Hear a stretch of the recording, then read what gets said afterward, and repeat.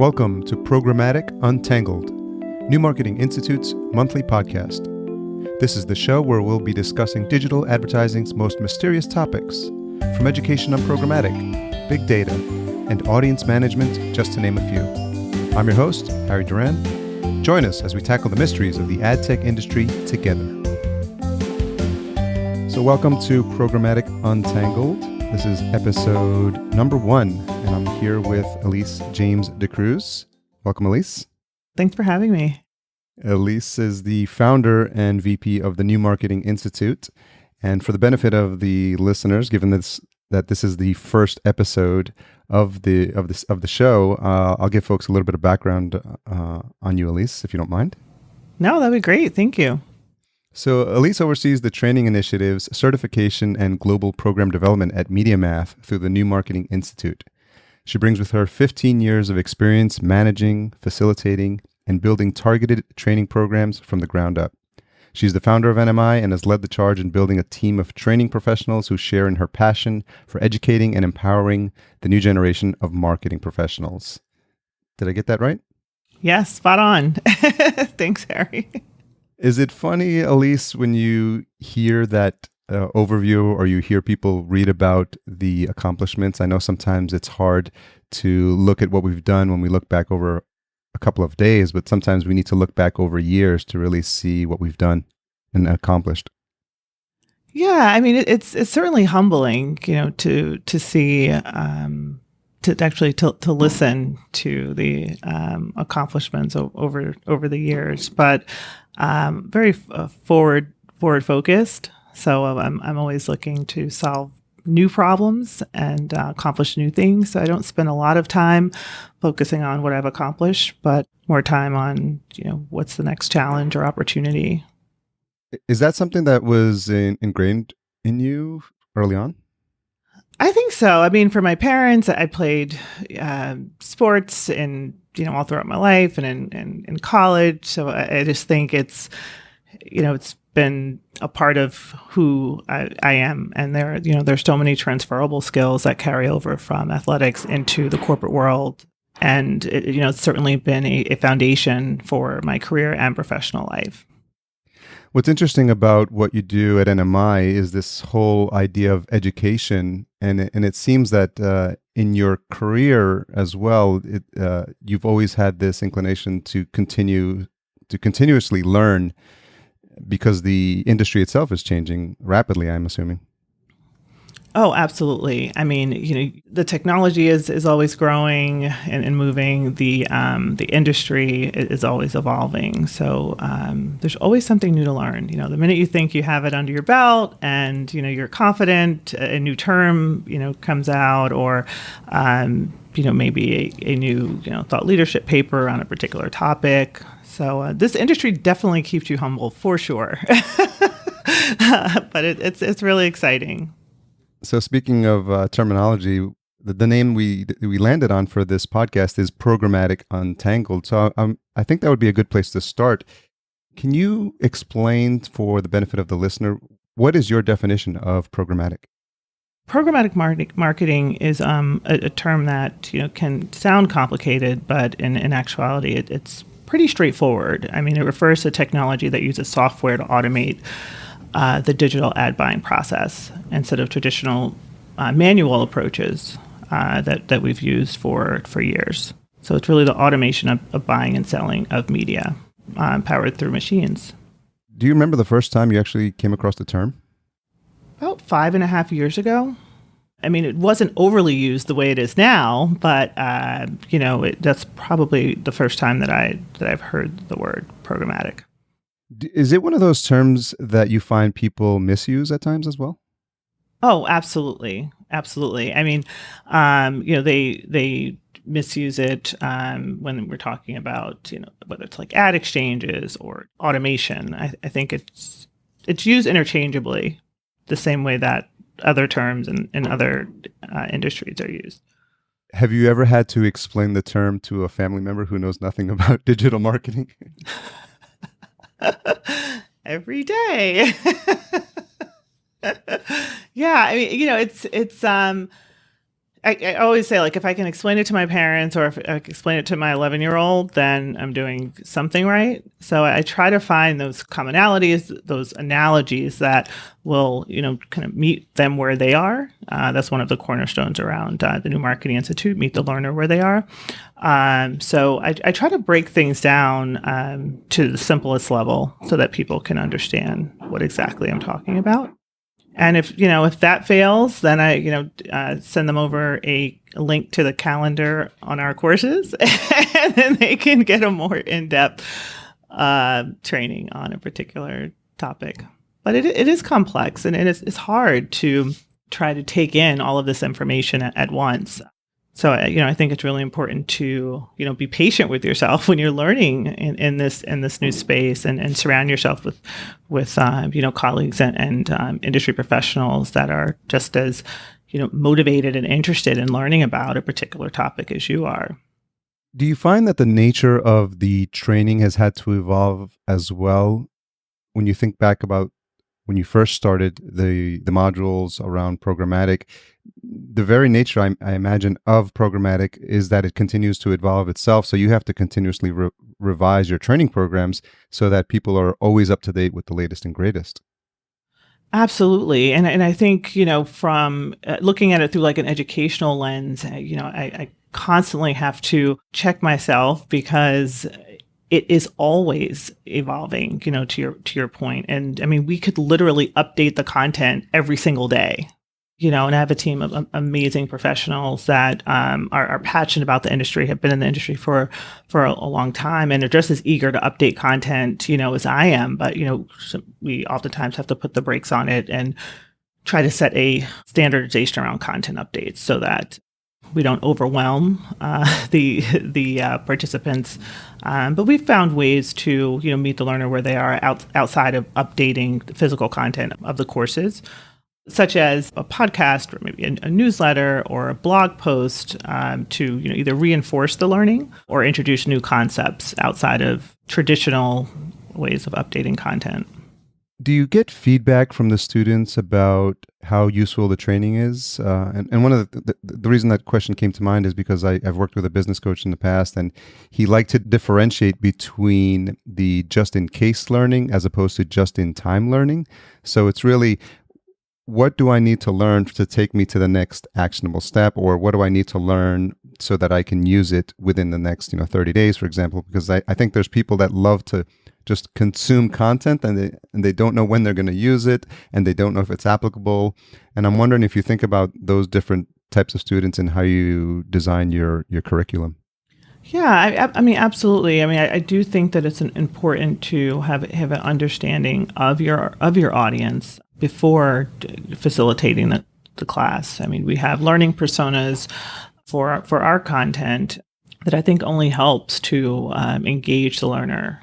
We have career changers, we have marketing professionals who are in traditional marketing roles that are now transitioning into programmatic. Now they have to figure out how to lead a team and, get up to speed themselves. We also have university graduates that have recently graduated with a degree in marketing, and there's clearly a skill gap specific to programmatic and the technology. So we do have a lot of learners, and, we have to meet each learner, where they are in a way that's scalable. And the feedback that we've received around our content has been overwhelmingly positive, from, facilitation to organizational content design and the steps that we take after the training to reinforce the learning. Yeah, I imagine that's a common issue with learning. If you're not able to apply it immediately, you tend to lose a lot of it. And I would imagine that's part of how you teach and allow people to put it into real world practice. And that's where it sticks. Exactly. And, whether it's our, programmatic or digital marketing content or our Terminal 1 platform training, we are extremely cognizant of the amount of time that it takes for users to understand the content and also apply it to their everyday jobs. In addition to that, I would also add that self-directed learning is also very important to reinforce the learning. We partner with a company called Grovo, who we've been in partnership with for almost 5 years now. And they're focused around microlearning.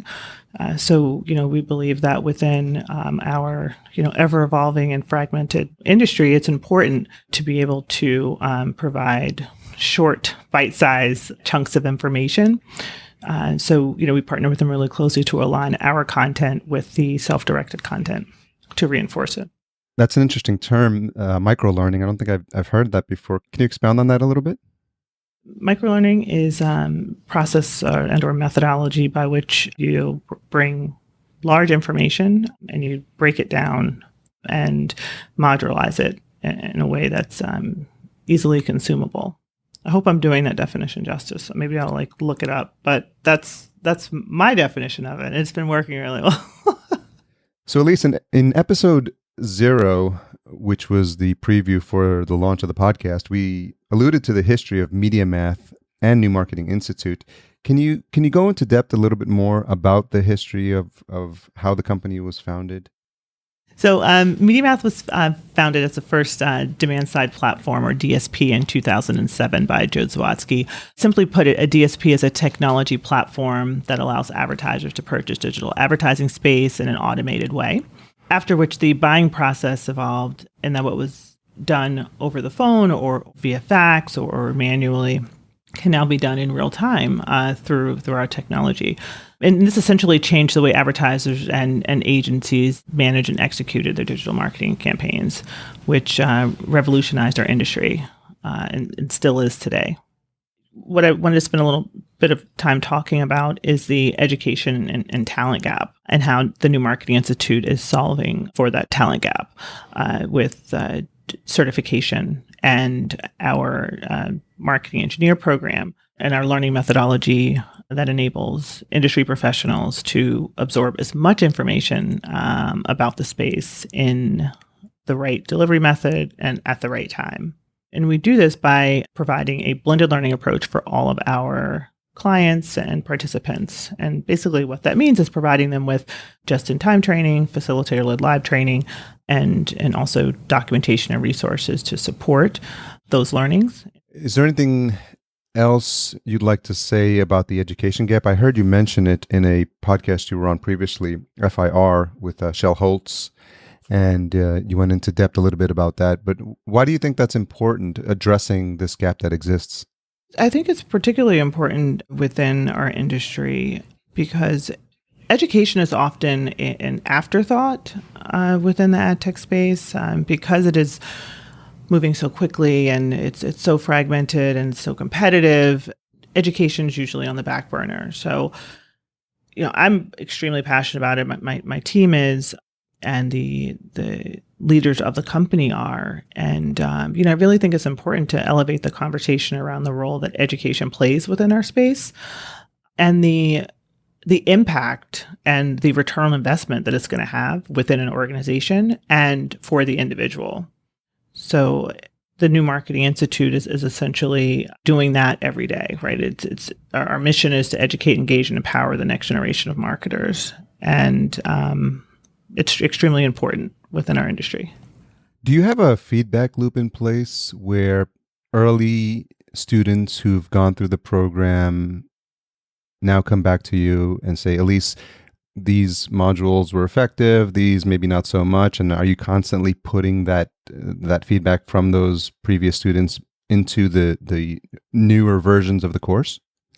Absolutely. Feedback is a gift. So, any time that we can get either real-time feedback or feedback after a participant has taken the class, we'll welcome it with open arms. And especially within this industry, because it moves so quickly, we want to be able to, receive that feedback and incorporate it into our content on a consistent cadence.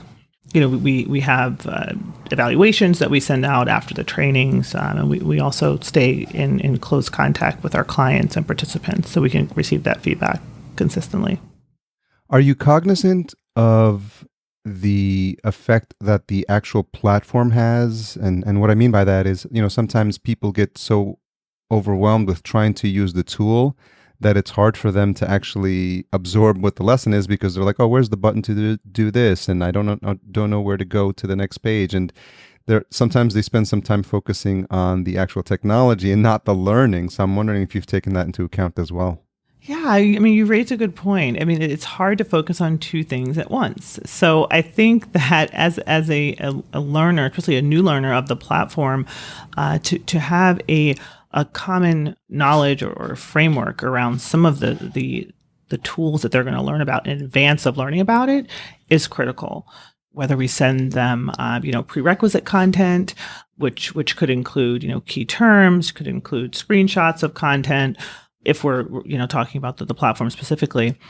But in anything that we can do to level the playing field for individuals when they join the training, we'll do. Because you're right, it is hard for some participants to try to learn something new and want to dig into the platform and poke around. So the good thing about the training is that we partner really closely with the internal teams who are going to be supporting the clients on the Terminal One platform specifically, so that we align the time that they take training to the time that they're actually going to be hands-on keyboard, which has proven to be successful over time. Is the Terminal One platform fairly standard in the industry? We like to think it is. I mean, there are other, demand side platforms out there, but we like to think that, Terminal One provides an experience that is unique and cost effective for our clients. Why do you think, in your opinion, that programmatic marketing is important for brands and for marketers? There are certainly a lot of benefits. I would say, one of the key benefits that set it apart from traditional marketing is that it's more efficient. The automation of the buying and selling process will enable a client to, scale and reach users that they might not otherwise have an opportunity to reach, doing it the manual way. It also consolidates all of your data and reports. And it allows you to create more intelligent campaigns by providing a consistent way to ingest and leverage large amounts of data from different sources. Does anyone come to mind that you've worked with previously where they weren't doing programmatic marketing or ad buying, and as a result of being educated on the benefits of programmatic and adopting it in their own business, that they've seen a transformational change in their results? Absolutely. From agencies to brands, I mean, we are consistently getting feedback from our clients who are able to either tap into new segments of users and or consolidate all of their channels into one platform and not have 5 different systems they have to then consolidate. You have the one-stop shop essentially for all of your media buying. Elise, it seems like one of the obvious benefits of programmatic marketing is the ability to leverage machine learning and automation. So I'm wondering if you could just dive in a little bit deeper into that aspect of it. One example of programmatic marketing is the automation of ad buying and selling utilizing machine learning technologies. So through sophisticated algorithms, impressions are served to users based on data that the advertiser considers important to that particular campaign. So in a programmatic campaign that relies on machine learning, basically, an ad may only be served to a consumer if the impression opportunity is one that has a high likelihood of generating desired outcomes. So at the end of the day, we're trying to get to the right person at the right price at the right time. And machine learning allows us to do that more efficiently. I'm curious as to whether you've seen a change in the skill set required to work in this industry, because you mentioned machine learning, and what comes to mind is data scientists and big data, and a lot of these terms that are coming more to the front, and people talking about AI. So I'm wondering if you've seen that change in the years you've been involved with programmatic.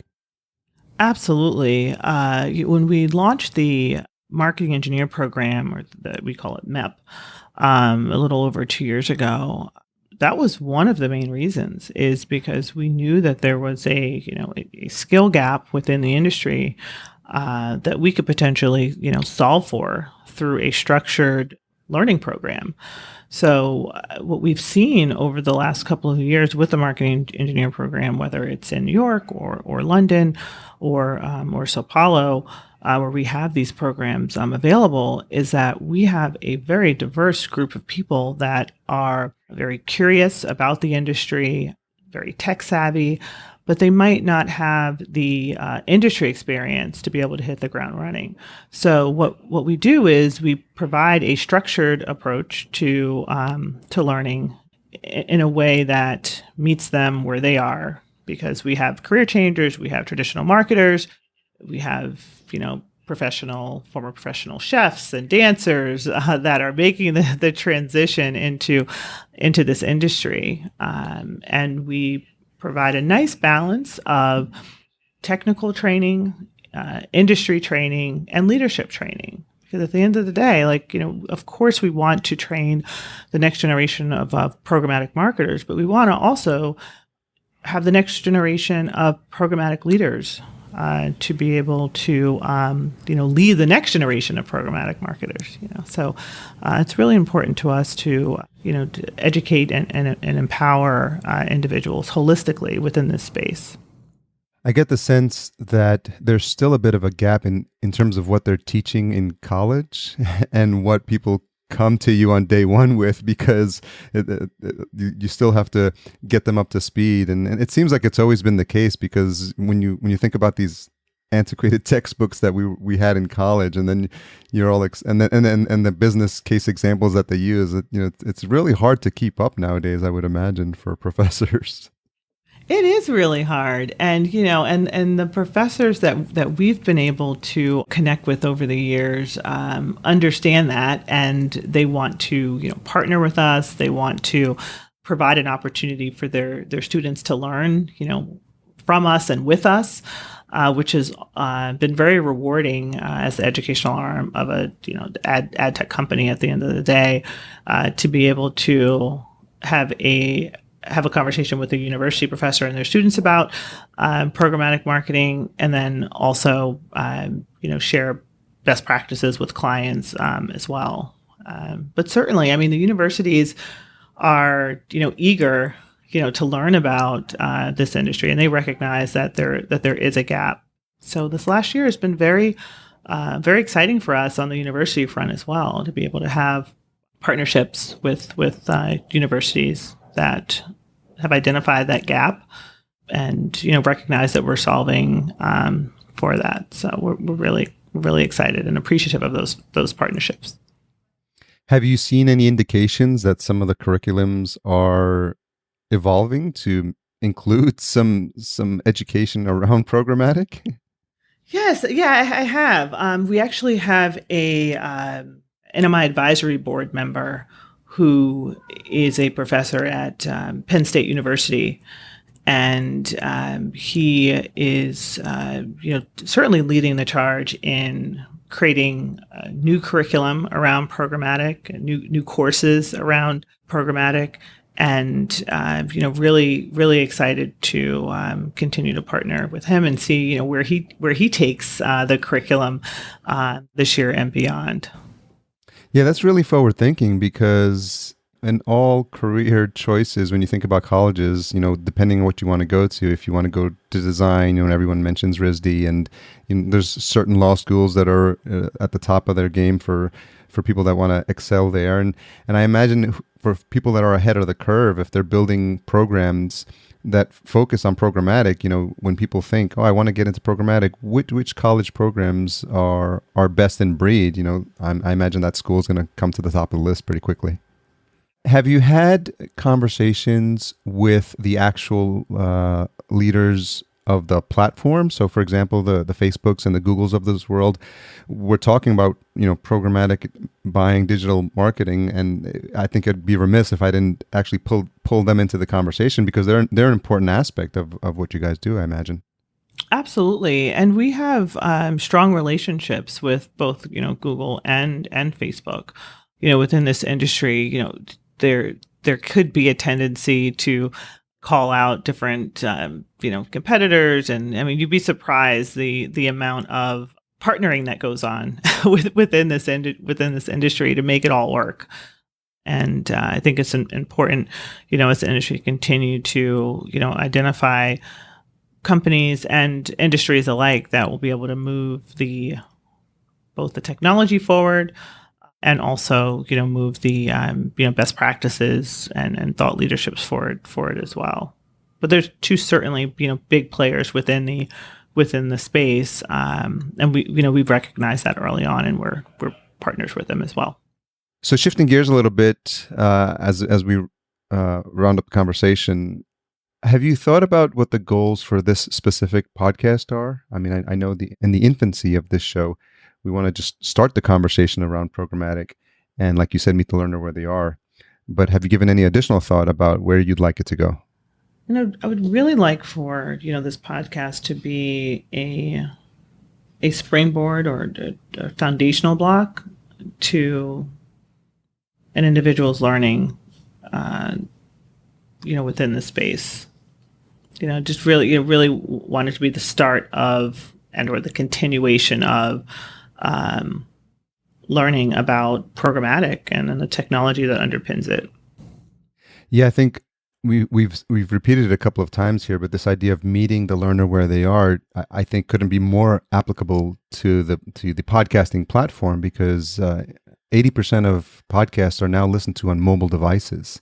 And I think having some content for them, for people that are always looking to learn and always looking to learn about this specific topic, I think is the nature of podcasting is so unique because it's been discussed before, but a lot of people listen on their earbuds, and it's really, really intimate conversation. And the fact that there's no video, it's just audio only. You can consume it while you're on the road, in traffic, at the gym.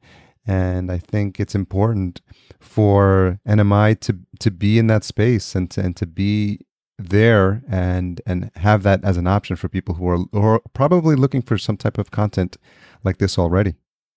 In terms of what's next, how can someone evolve their career in this space as the industry continues to evolve? So I think within this industry, one of the things to keep in mind is that it's always changing. And if you're not the type of person that is willing or able to embrace change, you're not going to succeed in this space. You're going to have a very hard time because it is, it is so fast paced, and you just have to be comfortable, with change. I would say if I had to boil it down to, a few, like keys to success, to, navigating within this industry, I would say one would be to, get comfortable being uncomfortable. That's what I always tell my team. Build a strong network of people within the industry that are passionate about it, at least care about it, and you can learn from. In your role, find something that you're really excited about that you can, transfer into maybe a new role within the company, and continue to find opportunities to learn. I would say it will be the final key to success if we have to boil it down to a few, just really being a curious learner, whether it's a blog or, an industry website or, a podcast, definitely take the opportunity to consume as much information, about the industry as you can, but also leave room to network and learn from others and share, what you've learned, in a safe space. Yeah, that makes a lot of sense. So as you think through what you have planned in 2017, can you pick maybe one or two things that have got you most excited? Well, this is certainly one of them. That's a good answer. Yeah, I mean, really excited to educate people about programmatic in a way that meets them where they are. I would say another thing that I'm really excited about is e-learning. Really being able to provide meaningful and timely content in a scalable way. And another thing I'm really excited about is continuing to evolve our curriculum within this industry. And like I mentioned in the beginning of the podcast, we have such an amazing team within the New Marketing Institute, and the company as a whole has truly embraced education and the role that it plays within this industry. So I'm really ready to continue to really elevate the conversation around education and the role that it plays within our industry. Well, I think that's a great place to wrap up. It's been a really interesting conversation, and I feel like we're just getting our feet wet. I think we've got a lot of exciting things planned for the show. We've got some very interesting guests lined up. So I think this is just a small taste of what's to come, and I'm really excited about what we're doing here. And I think it's going to be a fun journey. I do too. Really appreciate your time and commitment for the ad tech space and the role that education plays. So thanks again to Elise for joining me on this inaugural conversation around programmatic. A little bit of behind the scenes. This interview was actually recorded on Inauguration Day. How funny is that? So it's funny how things work out sometimes, but what better day to inaugurate the birth of this podcast, which we're really excited about. I'm glad Elise was able to come on and give us the overview of programmatic and to explain how important it is to bridge that education gap when it comes to understanding programmatic marketing and ad buying. And I think it really helps to elevate the conversation in the space.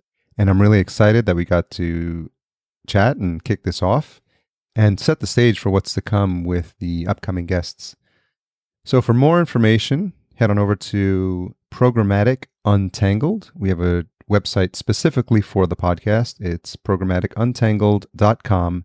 And there you'll find all the episodes and full show notes. And so we'll have a description and some tweetables. So there's some key points that were made during this conversation that you can tweet out and share on social media. So we really invite you and encourage you to continue the conversation on the website.